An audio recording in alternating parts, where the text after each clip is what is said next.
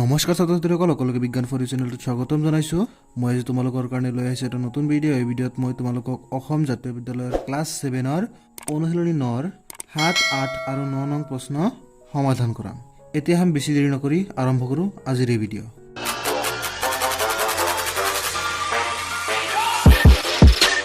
7 নং প্ৰশ্ন তোমাক কি সুধিছে চোৱা। 7 নং প্ৰশ্ন তোমাক সুধিছে যে বছৰি 8% সুতৰ হাৰত কিমান মূলধনৰ 2 বছৰৰ সৰল সুত ইমান হ'ব। চোৱা, বছৰি সুতৰ হাৰ দিয়া আছে আমাৰ 8%। তাৰপিছত ইয়াত দেখিছে কিমান মূলধন, মানে পি বাহিৰ কৰিব লাগিব। কি বাহিৰ কৰিব লাগিব? পিৰ মান বাহিৰ কৰিব লাগিব। 2 বছৰ দিয়া আছে কি সময়, টি দিয়া আছে। ইয়াতে এইটো সুতৰ হাৰ দিয়া আছে কি আৰ দিয়া আছে। ইয়াতে সুত দিয়া আছে, মানে কি আইৰ মান দিয়া আছে। তাৰমানে কি মান, কিহৰ মান দিছে লিখি লোৱা। পোনপ্ৰথমতে আমাক দিয়া আছে যে বছৰি সুতৰ হাৰ আৰ ইকুৱেল টু কি 8%। তাৰপিছত আমাক দিয়া আছে কি সময় 2 বছৰ। তেনেহ'লে ইয়াতে লিখিম কি সময় টি ইকুৱেল টু কি 2 বছৰ। আৰু সৰল সুত দিয়া আছে কি 288 টকা। তেনেহ'লে আমি লিখিম ইয়াতে সৰল সুত আইৰে বুজাই কিমান দিয়া আছে 288 টকা। এতিয়া চাওক কি বাহিৰ কৰিছে, কিমান মূলধন। তেনেহ'লে পিৰ মান বাহিৰ কৰিছে। আমাৰ সূত্ৰটো কি আছিল? এটাই সূত্ৰ, আমি সূত্ৰটো গুণিতবিলাক কৰিছোঁ। I equal to p into r into t by 100। So' আমাৰ ইয়াৰ কিহৰ মান লাগে? পিৰ মান লাগে। তেনেহ'লে আমি কি কৰিম? প্ৰথমে 100টোকে এইফালে দিম। তেনেহ'লে কি হ'লে হৰণ এইফালে লিখিব পূৰণ। তেনেহ'লে 100 পূৰণ আই পূৰণ 100 আৰু এইফালে কি থাকিল p into r into t. So' আমাৰ পিৰ মান লাগে। তেনেহ'লে এই দুটা আমি কি কৰিম? সোঁফালৰ পৰা বাওঁফাল দিম। এইফালে এই দুটা পূৰণ এইফালে লিখিব হৰণ। তেনেহ'লে আমি লিখিম আই ইনটু 100 হৰণ হ'লে ক'ত বাই তলত। তেনেহ'লে তলত হ'ব আৰ ইনটু টি, এইফালে কি দিছে পি। তেনেহ'লে পিৰ সূত্ৰটো আহিল। এতেকে আমি লিখোঁ যেতেকে মূলধন পি ইকুৱেল টু কি, সূত্ৰটো কি হ'ব আই ইনটু 100 তলত কি আৰ ইনটু টি। এতিয়া চাওঁ, তোমালোকে মানবিলাক বহাই দিয়া, অতি সহজতে উত্তৰটো হৈ যাব। মান কি আছে? আই আছে আমাৰ কিমান 288 টকা পূৰণ 100 তলত কি আছে আৰ ইনটু টি। আৰ মানে হৈছে 8%, 8 আৰু টি মানে হৈছে কি 2 বছৰ। গতিকে আমি অতি সহজতে কৰিব পাৰোঁ এইটো। চ' আমি 8 এইটো কাটিব পাৰোঁ। চ' 8 প্ৰথমতে 28 মাজত যাব 3 বাৰ। তেনেহ'লে কি 8 3 গুণ 24 থাকিল কিমান 4। তেনেহ'লে ইয়াতে 8 আগত 4 মানে কিমান 48। তেনেহ'লে 8 6 গুণ কিমান 48। 6 বাৰ গ'ল। এতিয়া আকৌ কি আমি 2ৰে এইটো কাটিব পাৰোঁ। চোৱা, 3ৰ মাজত এবাৰ থাকিল কিমান 1। তেনেহ'লে 6ৰ আগত মানে 16। 16ৰ মাজত কেইবাৰ যাব 8 বাৰ যাব। তেনেহ'লে কি থাকিল 18 পূৰণ 100। তেনেহ'লে উত্তৰ আহিব কিমান 1800 টকা। চোৱা, একেবাৰে সহজ। তোমালোকে নিশ্চয় এইটো অতি সহজতে বুজি পাইছে। এতিয়া আমি ইয়াৰ পৰৱৰ্তী কুৱেশ্যনটো সমাধান কৰোঁ। চোৱা, 8 নং প্ৰশ্ন তোমাক কি সুধিছে যে বছৰি 7% সুতৰ হাৰত। তেনেহ'লে ইয়াতে সুতৰ হাৰ আৰ দিয়া আছে। তাৰপিছত 2150 টকা, 2150 টকা এইটো মূলধন নে সুত আগতে ক'ব নোৱাৰা। কিমান বছৰত সুতে মূলে ইমান টকা হ'ব। তেনেহ'লে সুতে মূলে মানে সুতমূল। সুতমূলক এৰে বুজায়। মই এইটো তোমালোকক আগত কৈ দিয়া নাছিলোঁ। সুতমূলক এৰে বুজাব পাৰি। আৰু এইটো তেনেহ'লে কি হ'ব? মূলধন পি হ'ব। এইটো ইয়াতে মূলধন বুলি লিখা নাই, তথাপি আমি ধৰিব লাগিব যিহেতু এইটো সুতমূল। এইটো তেনেহ'লে কি মূলধনে হ'ব। তেনেহ'লে আমাৰ বাহিৰ কৰিছে কি কিমান বছৰ, মানে টি বাহিৰ কৰিছে। চোৱা, তেনেহ'লে পোনপ্ৰথমতে কি কি দিয়া আছে লিখি লোৱা। দিয়া আছে বছৰি সুতৰ হাৰ আৰ ইকুৱেল টু 7%। মূলধন দিয়া আছে পি ইকুৱেল টু 2150 টকা। সুতমূল দিয়া আছে, আৰু সুতমূল এৰে বুজায় কিমান দিয়া আছে 2601.50 টকা। চ' আমি আগতে কি আমি এইটো উত্তৰৰ গণিত কৰিছিলোঁ। I equal to p into r into t by 100। So' আমাৰ ইয়াতে কি কি দিয়া আছে? আৰৰ মান দিয়া আছে, মূলধন পি দিয়া আছে, সুতমূলটো আমাৰ দিয়া আছে, কিন্তু আমাৰ ইয়াতে সুতমূলটো নালাগে। টিও দিয়া নাই, আইও দিয়া নাই। পোনপ্ৰথমতে আমি ইয়াৰ পৰা আইটো বাহিৰ কৰিব। চাবা, আমি জানো তোমালোকে নিশ্চয় সুতমূলৰ সূত্ৰটো জানা। সুতমূলৰ বা সবৃদ্ধি মূলৰ সূত্ৰটো কি আছিল? মূলধন যোগ সুত। তেনেহ'লে চোৱা, ইয়াতে যদি আমাৰ যিকোনো দুটাৰ মান জানো আমি কি আৰু এটা ৰাশিৰ মান কি বাহিৰ কৰিব পাৰিম। যেনেকৈ ইয়াত আমাৰ চোৱা, আমি মূলধনৰ মান জানো, সুতমূলৰ মান জানো। তেনেহ'লে সুতটো কি বাহিৰ হৈ যাব। তেনেহ'লে কি কৰিম? সূত্ৰটো আমি কেনেদৰে বনাম? এই মূলধনক সোঁফালৰ পৰা কি কৰিম? বাওঁফাল লৈ দিম। তেনেহ'লে কি হ'ব? চোৱা, এইফালে যোগ হৈছে কি বিয়োগ হ'ব। তেনেহ'লে সূত্ৰটো কি হ'ব? সুতমূল বিয়োগ মূলধন সমান কি হ'ব? সুত। তেনেহ'লে এইদৰে কি সুতটো বাহিৰ কৰিব পাৰিম। তেনেহ'লে আমি ইয়াতে লিখিলোঁ, পোনপ্ৰথমতে আমি সুতটো বাহিৰ কৰিছোঁ। এতিয়াকে আমি লিখিব পাৰিম যে সুতটো বাহিৰ কৰিছোঁ বা সুত সমান আমি কি লিখিব পাৰোঁ? সুতমূল বিয়োগ মূলধন। চোৱা, সুতমূল আমাৰ কিমান আছিল? 2601.50 টকা বিয়োগ মূলধন কিমান আছিলে আমাৰ? 2150 টকা। চোৱা, যদি আমি এইটোৰ পৰা এইটো বিয়োগ কৰোঁ কিমান আহে? 2150ক বিয়োগ কৰোঁ। চাবা কিমান আহে? এইটোৰ শেষত কোনো মানে শূন্য শূন্য দিব পাৰোঁ। চাবা ইয়াতে থাকিল 0 ইয়াতে কি থাকিল 5 দশমিক 1 পৰা 0 গ'লে 1 0 পৰা নাযায় তেনেহ'লে ধাৰ কৰিলোঁ 1 10 পৰা 5 গ'লে 5 ইয়াতে কিমান আছে তেনেহ'লে 5 5 পৰা 1 গ'ল কিমান 4 তেনেহ'লে আমি লিখিব পাৰোঁ 2 পৰা 2 গ'ল 0 তেনেহ'লে আমি লিখিব পাৰোঁ যে 441.50 টকা হৈছে কি সুত তেনেহ'লে এইটো কিমান আইৰ মান ইয়াতে বাহিৰ হ'ল এইটো কি আই সমান এইখিনি আইৰ মান বাহিৰ হৈছে চোৱা তেনেহ'লে আমাৰ ইয়াতে কি এইটো ৰাখিৰ মান কি জানো এতিয়া এইটোৰো জানো তেনেহ'লে টিটো এনে বাহিৰ হৈ যাব তেনেহ'লে আমি এইটো লিখিব পাৰোঁ এতেকে টি ইকুৱেল টু সূত্ৰটো কি হ'ব আমি আগৰ দৰে যদি বনাওঁ সূত্ৰটো পাম আই ইনটু 100 বাই পি ইনটু আৰ সূত্ৰটো কি হ'ব আই ইনটু 100 বাই পি ইনটু আৰ চাবা তোমালোকে ইয়াতে বনাব পাৰা চোৱা প্ৰথমতে এইটো এইফালে আহিলে কি হ'ব পূৰণ হ'ব আৰু এই দুটা এইফালৰ পৰা এইফালে আহিলে কি হ'ব হৰণ হ'ব সেইকাৰণে তলত বহাইছোঁ এইটো চাবা এইটো যদি আমি এটা মানবিলাক বহাই দিওঁ চাবা কি হ'ব ওপৰত কি আই ইনটু 100 তেনে আই মানে কি এইটো তেনে 441.50 পূৰণ কি 100 তলত কি পি ইনটু আৰ পি মানে হৈছে কিমান 2150 আৰু আৰ মানে হৈছে কিমান 7%।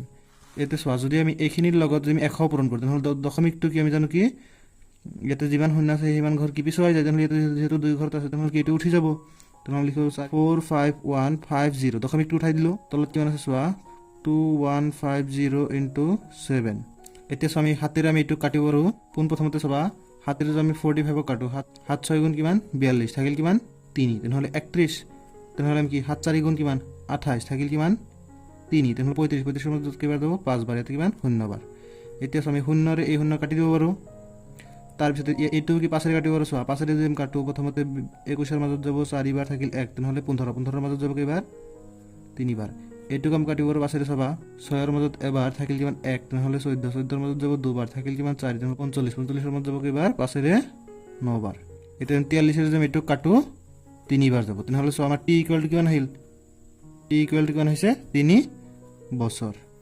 এতেকে সময় টি ইকুৱেল টু 3 বছৰ বা কুৱেশ্যনৰ দৰে তোমালোকে লিখি দিব পাৰা এতিয়া আমি 9 নং প্ৰশ্নৰ সমাধান কৰোঁ চোৱা 9 নং প্ৰশ্নত আমাক কি সুধিছে যে এজন মানুহে তেওঁৰ হাতত থকা 15,000 টকাৰ পৰা 8,500 টকা বন্ধুক বছৰি 4% সুতৰ হাৰত 3 বছৰৰ বাবে পোনপ্ৰথমতে কি কৈছে যে এজন মানুহে তেওঁৰ হাতত 15,000 টকা আছে তাৰ পৰা এজন বন্ধুক তেওঁ কি 8,500 টকা 4% সুতৰ হাৰত 3 বছৰৰ কাৰণে তেনেহ'লে এইটোত মূলধন দিয়া আছে এইটো সুতৰ হাৰ এইটো সময় হৈছে এইখিনি আকৌ কি কৈছে আৰু বাকীখিনি আন এজন বন্ধুক মানে বাকী যিখিনি টকা আছে 15,000 8,500 টকা এজনক দিছে বাকী যিখিনি টকা আছে এইটো কি বেলেগ এজনক দিছে এইটো কৈছে যে বছৰি 6% সুতৰ হাৰত ইয়াক আকৌ কি সুতৰ হাৰটো বেলেগ তেনেহ'লে চোৱা সুতৰ হাৰ আমাৰ কি দুটা আৰু মূলধনো কি দুটা তেনেহ'লে এইটোক আমি P1 বুলি ধৰিম এইটোক P2 বুলি ধৰিম আৰু এইটোক ধৰিম আমি R1 এইটোক ধৰিম আমি R2 যেহেতু দুটাকে আছে আৰু কি কৈছে যে একে সময়ৰ বাবে আৰু সময় কি এইটোতো 3 বছৰ এইটোতো কি 3 বছৰ তেনেহ'লে কি সুধিছে কি চোৱা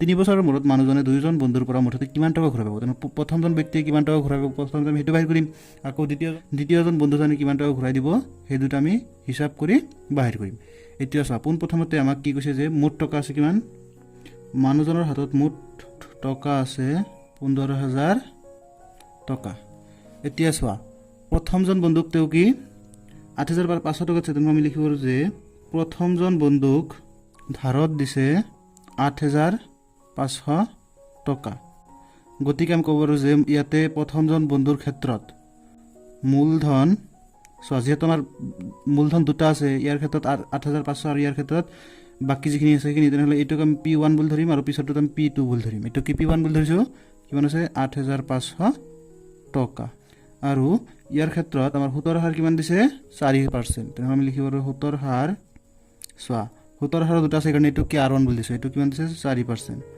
আৰু সময় দিছে কিমান P1 দিছে এইটো কি দিছে 3 বছৰ এইখিনি দিয়া আছে ইয়াৰ পৰা আমি কি সুদ বাহিৰ কৰিব পাৰিম আৰু সুদটোৰ পৰা আমি কি সমূল বা সবৃদ্ধি মূলটো বাহিৰ কৰিব পাৰিম তেনেহ'লে চোৱা পোনপ্ৰথমতে এইখিনিত সুদ কিমান বাঢ়িব চোৱা 8,500 টকা তেওঁ কি ধাৰত লৈছে এইখিনিত সুদ কিমান বাঢ়িব ধৰা হ'ল যে 100 টকা বাঢ়িব তেনেহ'লে 100টো এইটোৰ লগত যোগ হ'ব যোগ হোৱাৰ পিছত কি তেওঁ যিখিনি টকা হ'ল সেইখিনি কি তেওঁৰ বন্ধুক ঘূৰাই দিব তেনেহ'লে কি পোনপ্ৰথমতে সুদটো বাহিৰ কৰিব লাগিব তাৰপিছত কি সবৃদ্ধি মূলটো বাহিৰ কৰিব লাগিব তেনেহ'লে আমি লিখিব পাৰোঁ যে এতেকে সুদ হ'ব কিমান চোৱা ইয়াতেও সুদ বাহিৰ হ'ব পিছততো সুদ বাহিৰ হ'ব তেনেহ'লে এইটোক আমি দিম I1 ইকুৱেল টু কি হ'ব P1 into R1 into T1 বাই 100 তেনেহ'লে আমি ইয়াতে মানবিলাক বহাই দিছোঁ চাবা P1 ৰ মান কিমান 8,500 টকা R ৰ মান হৈছে 4% আৰু T হৈছে কিমান 3 বছৰ তলত হৰণ কি 100 তেনেহ'লে দুটা শূন্য কাটি দিছোঁ তেনেহ'লে চোৱা 4 3 গুণ 12 12 লগত কি 85 কি পূৰণ কৰিব লাগে 85 লগত কি 12 পূৰণ কৰিব লাগে তেনেহ'লে উত্তৰটো কি হ'ব চোৱা 5 2 গুণ 10 শূন্য থাকিল 1 8 2 গুণ 16 কিমান 17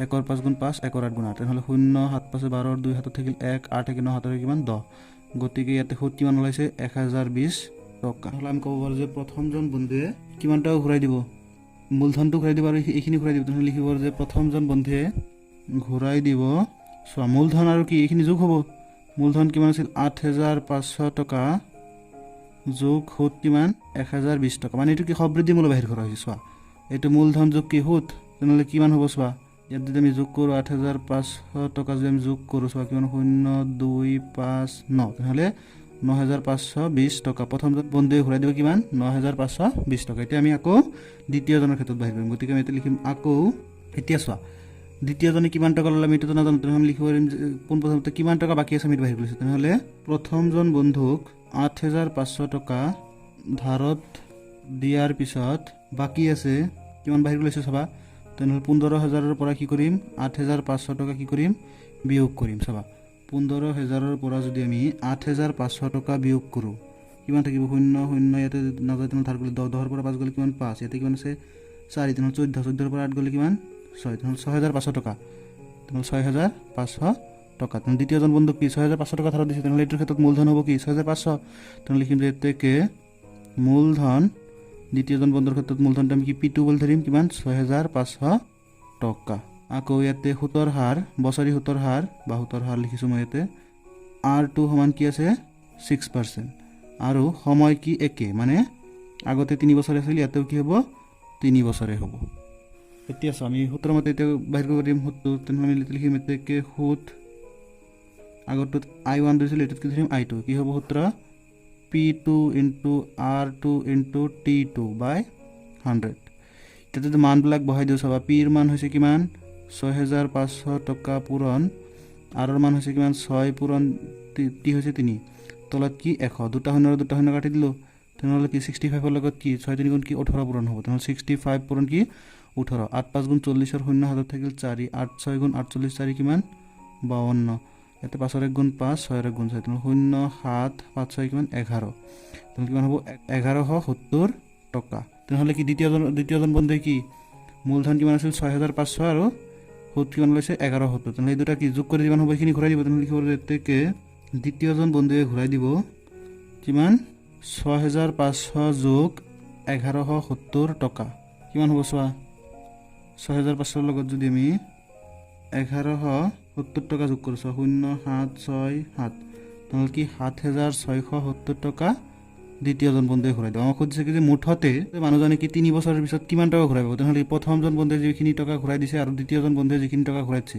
এইখিনি যোগ কৰিহে আমি কি সেইটো পাব পাৰিম তেনেহ'লে আমি এতিয়া লিখিম যে এতেকে 3 বছৰৰ মূৰত মানুহজনে দুইজন বন্ধুৰ পৰা টকা ঘূৰাই পাব কি প্ৰথমজন বন্ধুৰ কিমান আছিল 9520 টকা দ্বিতীয়জন বন্ধুৰ কিমান 7670 টকা এইখিনি যে আমি যোগ কৰোঁ কিমান হ'ব মুঠতে আমাৰ যোগ কৰিলে আমাৰ উত্তৰ কিমান আহিব চোৱা 9520 আৰু কি 7670 যোগ কৰিলে কিমান 0 7 2 কিমান 9 5 6 11 1 হাতত থাকিল কিমান 1 7 9 16 হাতৰে কি কিমান 17 তেনেহ'লে 17190 টকা এইখিনি আছিল আমাৰ 9 নং প্ৰশ্নৰ সমাধান তোমালোকে নিশ্চয় এই কোৱেশ্চন দুটা বহুত ভালদৰে বুজি পাইছা যদি বুজি পাইছা নিশ্চয় ভিডিঅ'টো লাইক কৰিবা কমেণ্ট কৰিবা তোমালোকৰ লগৰে বন্ধু-বান্ধৱীসকলৰ লগত এই ভিডিঅ'টো শ্বেয়াৰ কৰিবা আৰু যদি তুমি এই চেনেলত প্ৰথম আহিছা নিশ্চয় চেনেলটো সাবস্ক্ৰাইব কৰিবা আৰু কাষত থকা ঘণ্টাৰ বাটনটো দবাই দিবা যাতে পৰৱৰ্তী ভিডিঅ'ৰ নটিফিকেশ্যন তুমি সোনকালে পাব